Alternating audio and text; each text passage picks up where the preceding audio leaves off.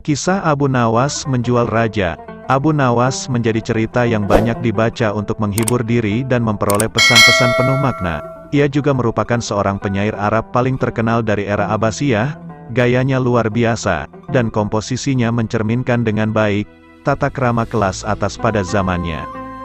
Pada suatu hari, Abu Nawas sangat kebingungan, bahkan ia hampir putus asa.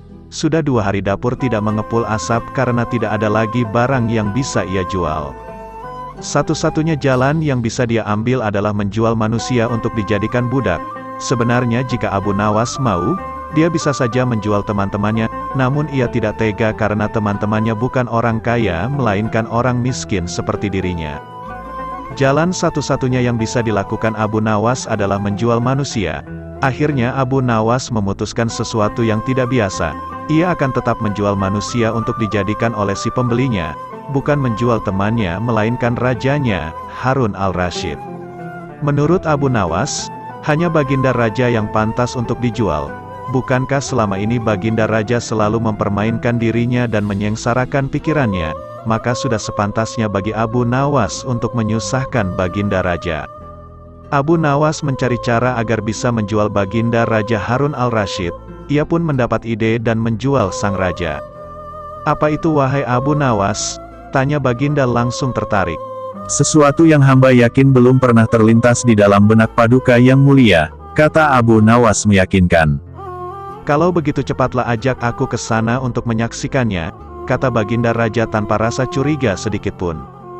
"Tetapi baginda," kata Abu Nawas sengaja tidak melanjutkan kalimatnya. "Tetapi apa?" tanya baginda tidak sabar.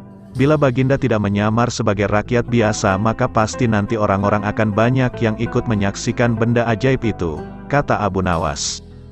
Karena memiliki keinginan besar dan rasa penasaran yang begitu besar, baginda raja bersedia menyamar menjadi rakyat biasa. Melihat penyamaran sang raja berhasil, Abu Nawas dan baginda raja berangkat menuju ke sebuah hutan. Setibanya di sana, Abu Nawas mengajak baginda raja mendekati sebuah pohon besar dan rindang. Ia pun meminta sang raja untuk menunggu. Sementara itu, ia pergi menjumpai seorang badui yang pekerjaannya menjual budak. Abu Nawas mengajak pedagang budak itu untuk melihat calon budak yang akan dijual kepadanya dari jarak yang agak jauh. Abu Nawas enggan menjumpai sang raja dan merasa tidak tega. Sementara itu, Abu Nawas beralasan calon budak yang akan dijualnya adalah teman dekatnya sendiri. Setelah pedagang budak itu memperhatikan dari kejauhan, ia merasa cocok. Abu Nawas pun membuatkan surat kuasa yang menyatakan bahwa pedagang budak sekarang mempunyai hak penuh atas diri orang yang sedang duduk di bawah pohon rindang itu. Abu Nawas pergi begitu menerima beberapa keping uang emas dari pedagang budak. Baginda raja masih menunggu Abu Nawas di bawah pohon rindang tersebut. Sampai tibalah pedagang budak menghampiri dirinya. Baginda raja merasa heran, mengapa Abu Nawas tidak juga muncul dan mengapa ada orang lain selain dirinya dan Abu Nawas. "Siapa engkau?" tanya baginda raja kepada pedagang budak.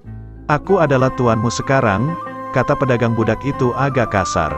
Tentu saja pedagang budak itu tidak mengenali baginda raja Harun al-Rasyid dalam pakaian yang amat sederhana. "Apa maksud perkataanmu tadi?" tanya baginda raja dengan wajah merah padam. "Abu Nawas telah menjual engkau kepadaku dan inilah surat kuasa yang baru dibuatnya," kata pedagang budak dengan kasar. "Abu Nawas menjual diriku kepadamu," kata baginda makin murka. "Iya," bentak pedagang budak. "Tahukah engkau siapa aku ini sebenarnya?" tanya baginda geram. "Tidak dan itu tidak perlu," kata pedagang budak seenaknya, lalu ia menyeret budak barunya ke belakang rumah. Sultan Harun al-Rasyid diberi parang dan diperintahkan untuk membelah kayu. Baginda raja merasa heran dengan semua yang diperintahkan. Ia melihat begitu banyak tumpukan kayu di belakang rumah badu itu sehingga memandangnya saja Sultan Harun al-Rasyid sudah merasa ngeri, apalagi harus mengerjakannya. "Ayo kerjakan." Meski ia merasa kebingungan dengan itu semua, Sultan Harun al-Rasyid mencoba untuk melakukan perintah dari tuan barunya. Sultan Harun al-Rasyid secara perlahan memegang kayu dan mencoba membelahnya. Namun si badui melihat cara Sultan Harun al-Rasyid memegang parang merasa aneh. "Kau ini bagaimana? Bagian parang yang tumpul kau arahkan ke kayu, sungguh bodoh sekali."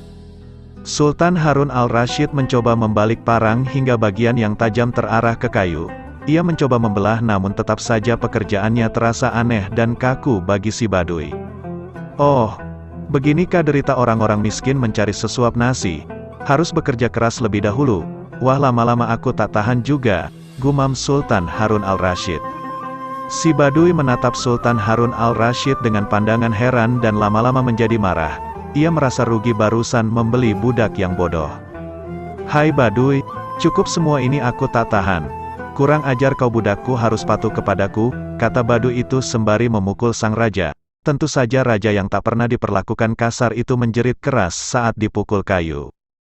Hai Baduy, aku adalah rajamu, Sultan Harun al-Rasyid, kata Baginda sambil menunjukkan tanda kerajaannya. Pedagang budak itu kaget dan mulai mengenal Baginda Raja. Ia pun langsung menjatuhkan diri sembari menyembah Baginda Raja. Sang raja mengampuni pedagang budak itu karena ia memang tidak tahu. Tetapi kepada Abu Nawas Baginda Raja amat murka dan geram. Ingin rasanya beliau meremas-remas tubuh Abu Nawas seperti telur. Bagi kawan-kawan semua, jangan lupa bantu dan support channel ini supaya terus maju dan berkembang. Dengan cara subscribe channel ini dan like komen juga. Wassalam.